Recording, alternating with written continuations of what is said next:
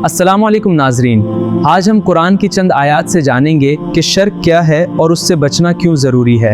बिस्मिल्लाहिर्रहमानिर्रहीम। कुरान में शिर्क के बारे में सबसे अहम आयत सूरत निसा आयत नंबर 48 में अल्लाह ताला फरमाता है, बेशक अल्लाह इस बात को माफ़ नहीं करता कि उसके साथ शरीक ठहराया जाए और उसके सिवा जिसे चाहे माफ़ कर देता है। कुरान में अल्लाह ताला फरमाते हैं कि जो शख्स अल्लाह के साथ किसी को शरीक ठहराता है अल्लाह उसे माफ़ नहीं करेगा। सूरत माइदा आयत नंबर 72 में अल्लाह ताला फरमाता है, जो अल्लाह के साथ शरीक ठहराते हैं उनके लिए जन्नत हराम है, यानी वो जन्नत में कभी नहीं जाएगा। पर ये है, कुरान हमें बार बार याद दिलाता है कि शिर्क से बचना ज़रूरी है क्योंकि ये सबसे बड़ा गुनाह है।